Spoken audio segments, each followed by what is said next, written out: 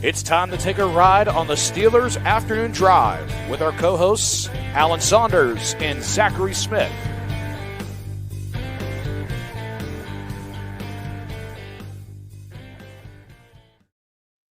Welcome into another Steelers Afternoon Drive. I'm Zachary Smith. That is Aaron Saunders. And Alan wasn't totally sure when talking on Morning Rush this morning, with it being a Friday, if we would have DB in the building. We do have DB in the building. How are we doing, DB? I'm making it, man. I've gotten a little bit of sleep over the past couple of days. I'm excited about that. But it was a successful draft weekend. I'm glad to be on here and talk some ball. Have you seen the video cycle yet, or what'd you say? You haven't moved into the 26 cycle. You've actually decided to get some sleep in. Oh no, I have. I have gotten sleep in between that. I haven't been sacrificing that for the sleep, but yes, we are already on to the 2026 cycle for sure.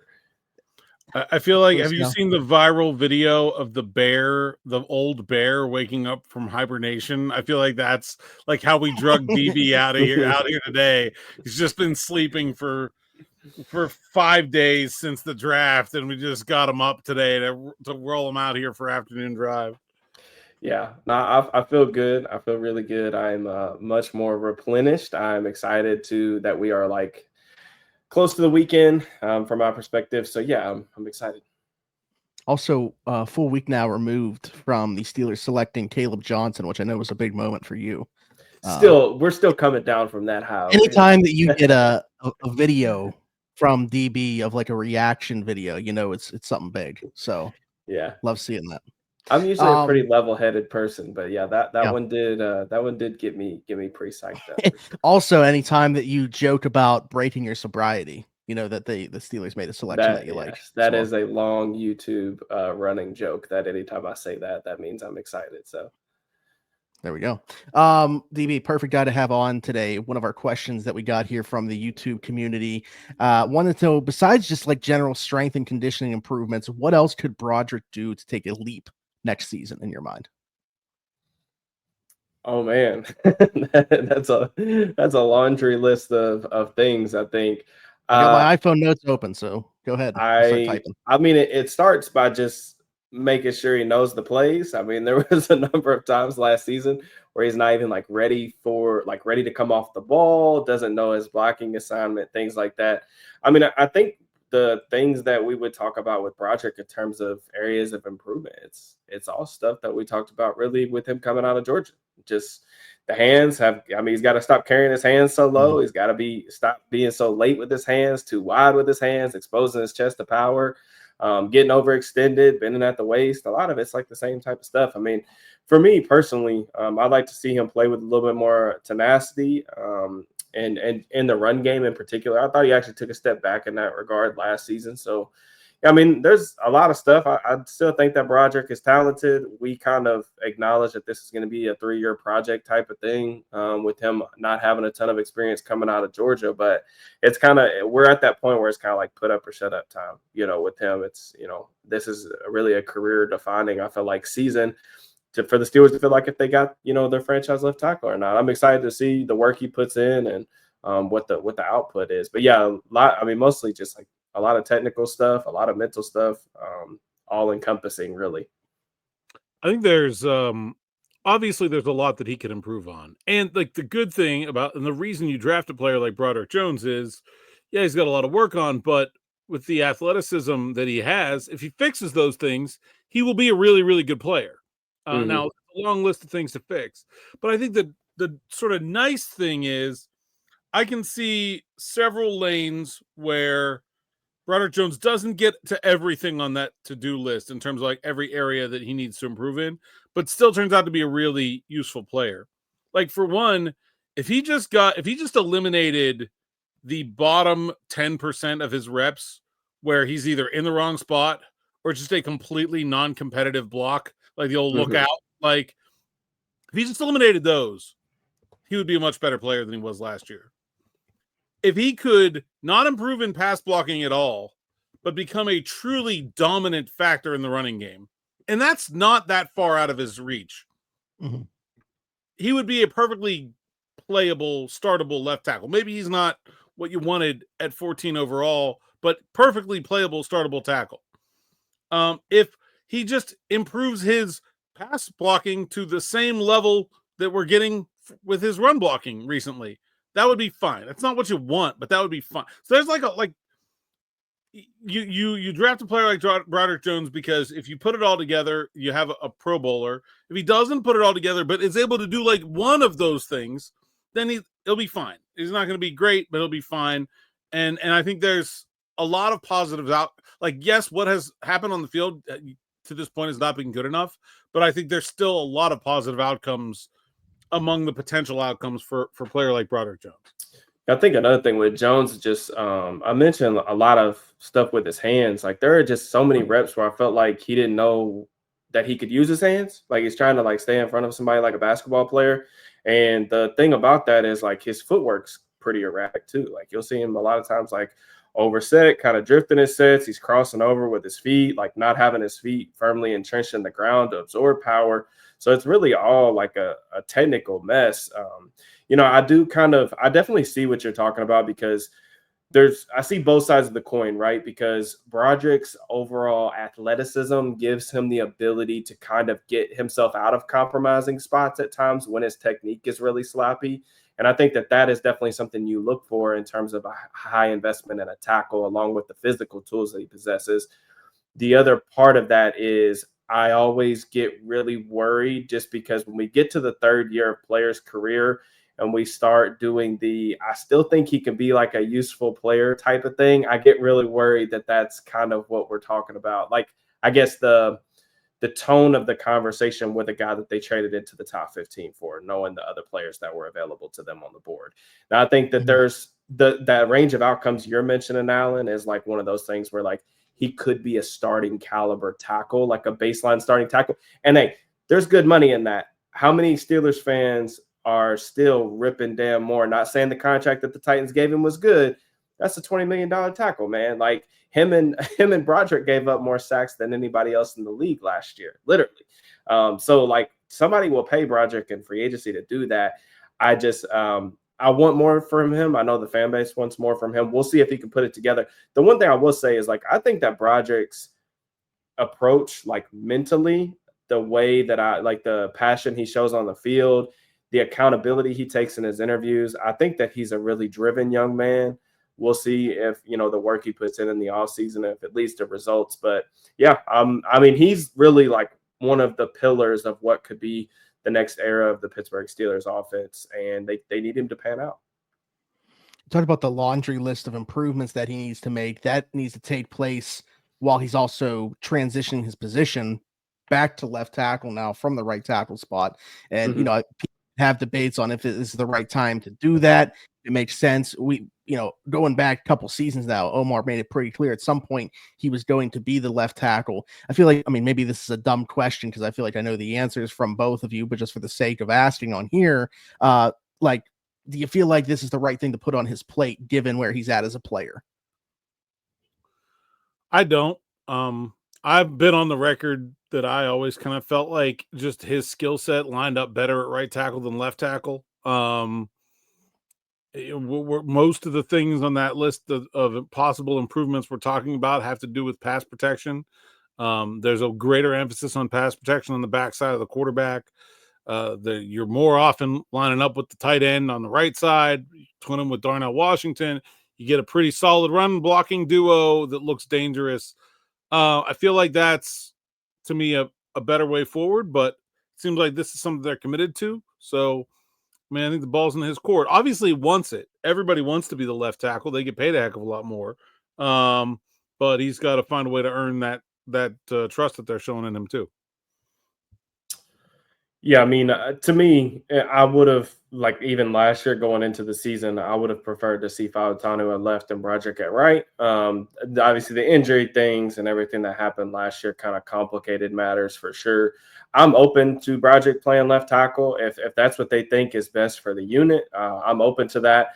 The thing that I keep saying is quick losses, which Broderick has quite a bit on film, are a lot more difficult to navigate when they're from your blind side rather than from your peripheral on the right side as a right-handed quarterback.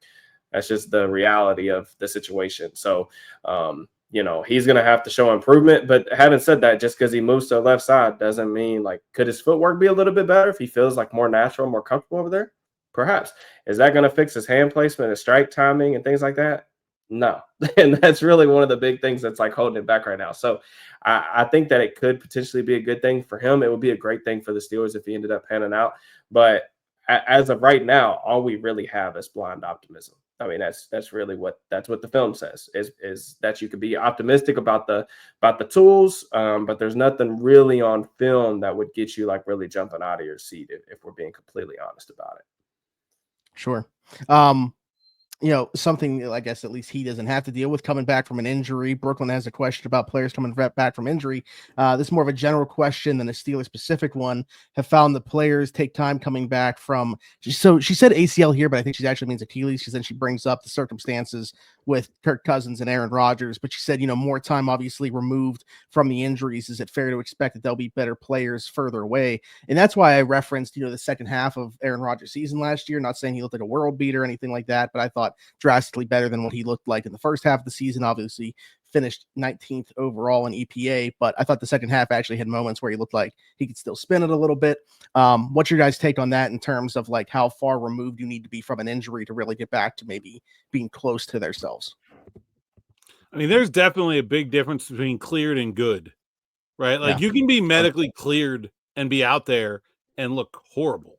I've seen lots of, like, Roman Wilson had that injury last year in training camp, came back really fast and did not look great when he was coming back from that injury.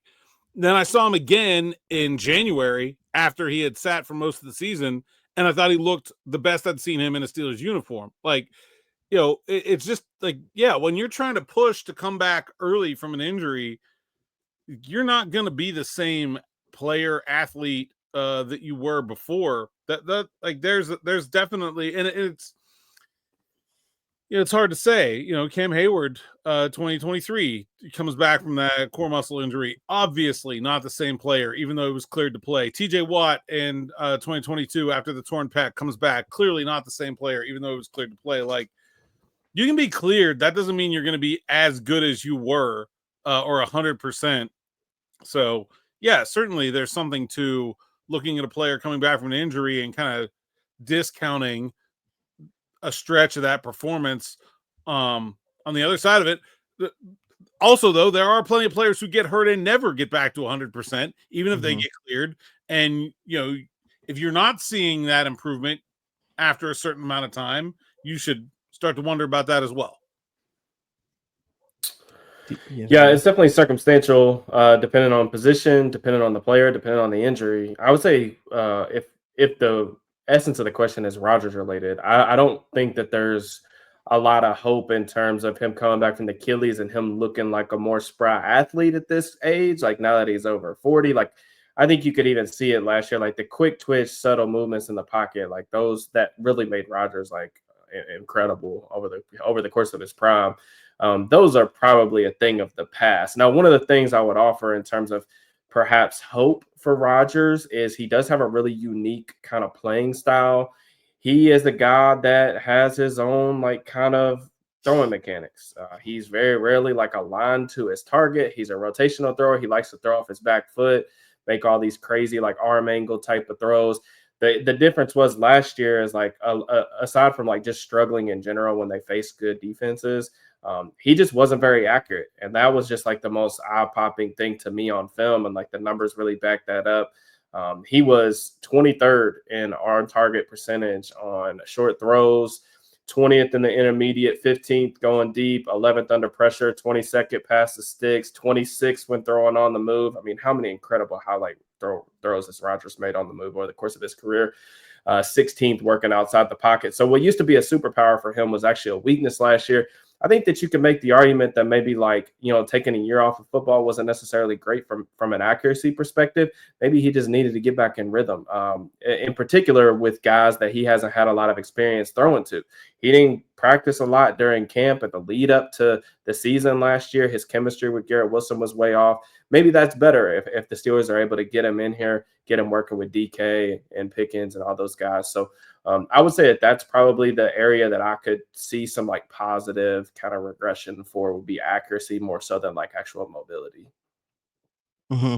And well, in terms of like the arm stuff, right, that's like to me with Kirk, the difference is I thought the arm just looked dead last year, and maybe it is because like the lower half not being able to plant and get as much into it. That's but that's what it is. yeah, but I don't know. I think that's why I have more optimism for Aaron this year than I would Kirk Cousins. Yeah, talking about that accuracy, 64.3 completion percentage from week 9 to week 17, 61.6 week 1 to week 8. So he definitely got more accurate as the season went on, whether that was feeling healthier, whether that was more comfort level with the receivers, greater connection, getting Devontae Adams in there, whatever it was, he definitely got better as the season went on. Yeah, there's a lot of factors at play. We'll see how it plays out. Josh has a scenario here. Also, Josh, we gave him a shout out, a relatively new subscriber to SN Plus, and he sent you a DM with a question, and he also sent me a DM with a question. So covering all the bases. I like it. That he wants to talk about. Well, yeah, and it's not even, they're different things. One's actually just kind of a fun fact baked in. But anyways, this was sent to Alan. Pronounce his last name correctly, which is good. But I have a question. This is a very positive outlook circumstance for the Steelers, like if everything goes right, in my opinion, because if Aaron Rodgers comes to Pittsburgh, plays like he did in Green Bay and they're contenders, almost like how Tom Brady went to Tampa, would you consider playing an additional year with Rodgers? Would you cut bait and just pick up the comp pick for the following season? This is not something I've really even thought about. Like, you know, say Aaron does come to Pittsburgh and plays really well, decides he doesn't want to hang up, wants to play in 26. Should that be something of interest to the Steelers? Yeah, if he's good. Sure, why not? Like, I mean, I don't think that's the most likely outcome. But like, if he's good at 42, 41, 42, like he's not going to be that much worse at 42, 43 probably. Yeah, like someone asked me the other day, like, what's the situation where the Steelers don't draft a quarterback in 26? And one of those situations is Rodgers plays so well that they're picking in the late 20s or 30s even. Like that's how one of them. Yeah. Like I think that's a little far-fetched, but like I mean, it's not impossible. DB doesn't seem like a I don't very interesting scenario.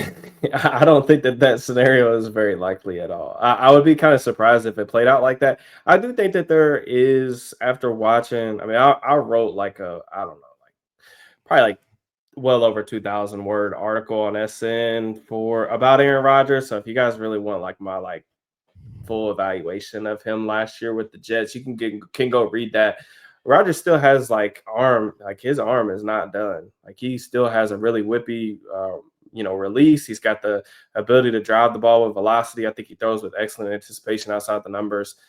There's just limitations that you're going to have to work around with like his mobility at this stage of his career. And there are also things that Rodgers has just not historically been willing to do in terms of like how he wants to play offense. And like, that's the kind of the biggest question for me is I do think that there is a world where Rodgers is talented enough to come in here and be like a quality starter, like a guy that you can win games with, potentially even go to the playoffs with. Do I think he's going to be like so good that we're talking about like, okay, like we got to have this guy back in 2026? I don't see that as a likely outcome. But the biggest question for me would be, how do they blend the Aaron Rodgers offense with the Arthur Smith offense? And I guess like, how does the building kind of feel about that relationship or that compromise? Because Arthur Smith has, I don't know if you guys have caught this, but he has been very open to the fact that he did not run his offense last year in Pittsburgh, which is also something that I've said repeatedly, at least in the passing game. The run game stuff is very does coincide with the stuff he's done at previous stop, but the passing game stuff was much different. I'm just curious about like how excited he would be to change that once again for another quarterback like Aaron Rodgers, who's very accomplished. He likes to do things his way, and that's kind of one of the things that I think got the Jets in trouble over the past year or two. So it'll be an interesting marriage. I would just say I don't think we need to worry about that. If he's really, really good next year, absolutely take it year to year, go on 2026, keep pushing it forward, play it by ear. But I wouldn't think that that's very, very likely. If Aaron Rodgers has the similar statistical season to what Russell Wilson had last year, without the Steelers losing their last 5 games, And if the personalities are all getting along, would you bring him back for that level of quarterback play? I would say no, because I mean, if we're talking about the level of, because I mean, Russ and Justin, like if you just like look at like the EPA per play numbers and things like that during certain stretches of the season last year, like they were quality starters. I mean, they weren't necessarily guys that are going to move the needle. Eventually, you do have to take a swing. Like I just finished like my draft grade article for the 2025 NFL draft class for the Steelers.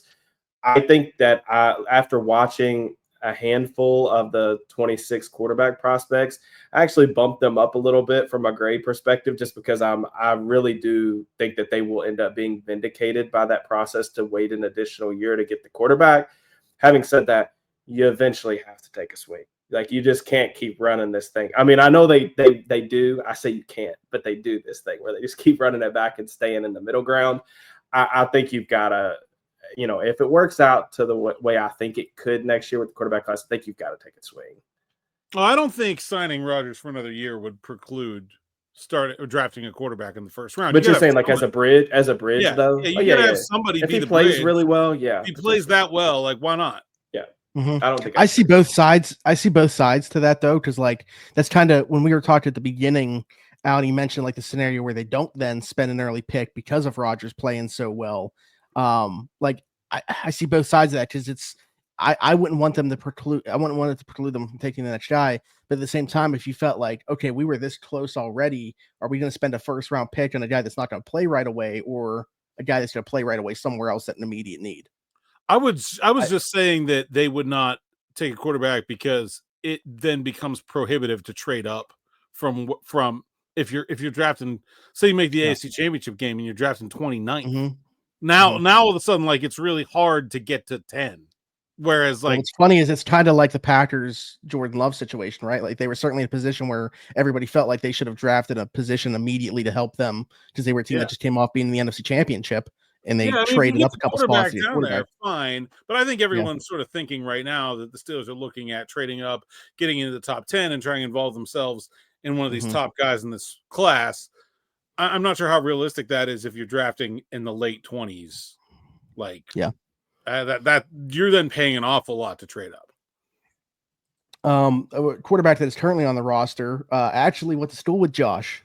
So Josh went to Downingtown West with Will Howard. Will became the starter there the senior year when he was a junior. Josh was a senior. Led the high school to their best season in high school history, I would imagine. Do you think that Will could make a significant jump and end up leading the Steelers to becoming championship contenders a few years down the line? I think could and would are two very different words here. Like, could he? Sure. Will he? Probably not. That's my take. In very few words. I'll let Alan take that one first. I mean, I kind of dedicated a good amount of episode talking about Will Howard this week on Morning Rush, but like, I don't know. I think he's a 6th round pick. Like, don't get crazy with the expectations here. But I do think he is more interesting than the average 6th round pick.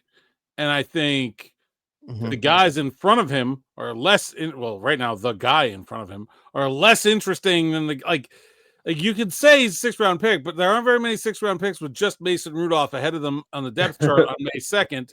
And there aren't very many 6th round picks that had probably the best 4-game stretch of any quarterback in college football this year while leading his team to the college football playoff. Like, I get it, but I understand the optimism, the reasons for the optimism. There's also probably some good reasons to just chill and let things happen.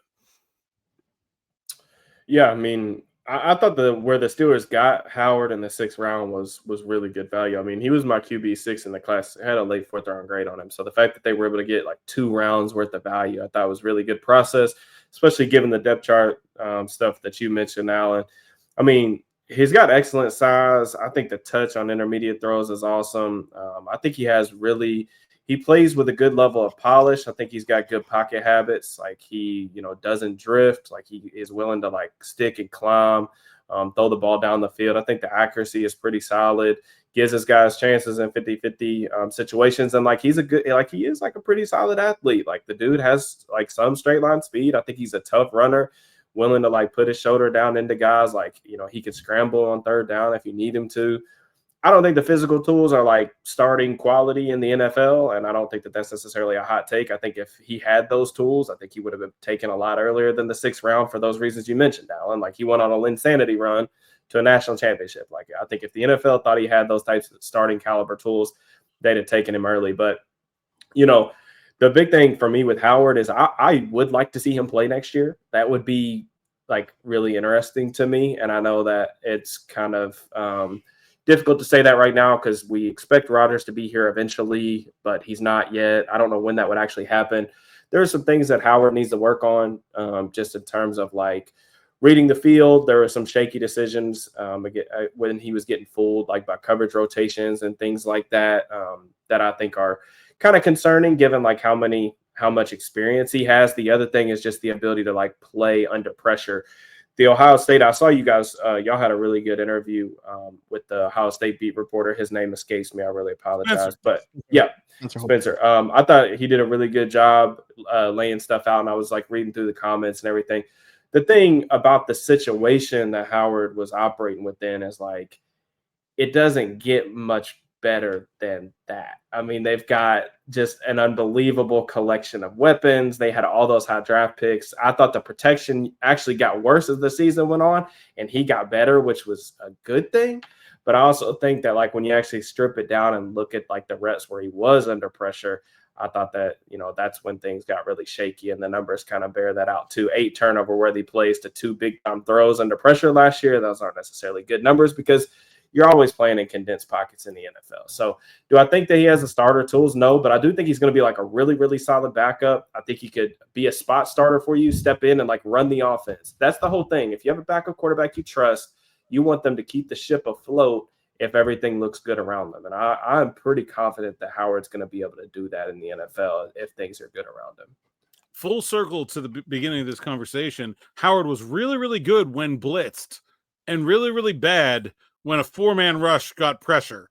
So if we go back to the offensive line conversation at the beginning here, not sure that this is necessarily the best environment for him to succeed, like as a rookie quarterback right away. Like this is someone you should be trying to develop, not throwing to the wolves. Yeah. And like, when I say I want to see him this year, I mean, like, I would be interested to see him this year if the Steelers start out, 5-5, and we could say like, hey, let's see what this dude has for like a 6-week trial. And that's not necessarily a great sample size to get a firm evaluation on a player, but it's more than what most 6th-round picks get, if we're being honest, in the NFL. Yeah. And I would be interested to see if he does show something to where like maybe you don't feel as inclined to go trade up unless you have like conviction on a specific quarterback in the 2026 class.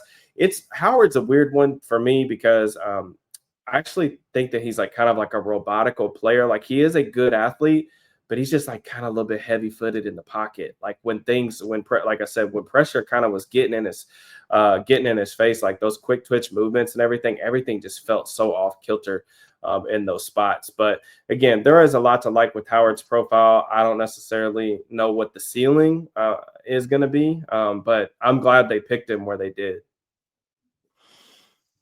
Job Morrison, Steelers now put this out. He's most accurate deep passer in Power 5 last season, completed 57.4% of his passes for 930 yards, averaging 19.79 yards per attempt, average depth of target 30.2 yards. So for a 6th-round pick, again, I think, a lot of intriguing tools to work with there. But last thing I wanted to bring up, a name that got brought up in the comments here by Will Davis, a name that we haven't talked about a lot, kind of got lost in the shuffle this week, the Steelers signing, just with having the beat reporters and on and stuff that you get to talk about a bunch. But Robert Woods, the Steelers signing Robert Woods, and Will was curious if this is just another one-year Band-Aid that kind of falls in line with the Allen Robinson and Van Jefferson signings of the world, or what we envision the role being there. Yeah, I think you nailed it with the first part of the question. Straight down to the former member of the Los Angeles Rams. It's just, I think he's a blocker. Yeah. He was in a competitive wide receiver. Lesser role they're asking him to play in, though. If you want to look at it optimistically, he was in a very, very deep wide receivers room in Houston last year, but he only had 200 some yards.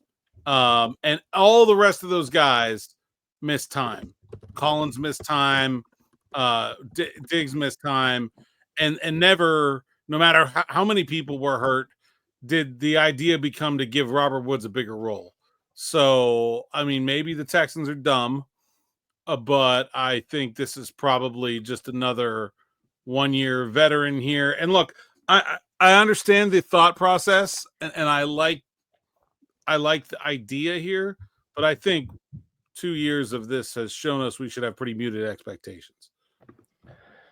Agreed. I mean, I think that the Steelers definitely wanted to get like this is the one kind of archetype that they were like one of the archetypes that they were missing in the wide receiver room is they needed to get a big bodied guy that was capable of playing in the condensed split world, coming down, digging out a safety, somebody that could hold up in the run blocking game. I mean, he was like one of Sean McVay's like favorite players ever. I mean, he talks so glowingly of his competitiveness. He was the team captain in LA. He was like one of the originators of like the power slot kind of role that they kind of used him, and that was really where he flourished. Now since then, like he's had some injuries and like he hasn't been nearly as productive since leaving that Rams ecosystem. But I do think just from like he's an adult, like getting an adult in the room with that type of experience, he's been around, done this thing a long time. I think that could be a really good thing to have in the room. You mentioned like Roman Wilson, like a guy. I mean, Roman Wilson should be attached to the hip with this dude. Just trying to learn everything that he needs to about the league. I would say the same thing with some of their other receivers in the room. So I love Robert Woods. I always have an impartial love towards because like he was one of my favorite receivers when I first started doing the draft stuff way back in the day when he was coming out of USC. I absolutely loved him. He's been a joy to watch in the NFL. I just don't think he has very much left athletically. Like you even watch, like I just turned on his targets from last year and you could just see like the burst it's pretty much gone. But I do think he could come in and block. The issue there is like you kind of silo yourself in terms of tendencies and things like that when he's on the field. But the only thing that I would say that is a little bit of a bummer with the Woods thing is knowing that the Steelers felt how I felt about like maybe a piece that they needed to add to the offense and like this big body blocker. I would have really liked to have seen them get Alec Manor from Stanford, who is a excellent run blocker, was the best run blocker in the class, but he also runs a 4.4 and has a lot of upside as a receiver too. And he was available for them in the 4th round. So that knowing that after they signed him, I was like, man, that kind of stings a little bit more now. So don't worry, we got Jack Sawyer. No shade, but don't worry, we got Jack Sawyer. I think that's the one pick where like if you'd have flipped those two guys in that 4th round, probably would have bumped the whole draft to an A for me. Same, for sure.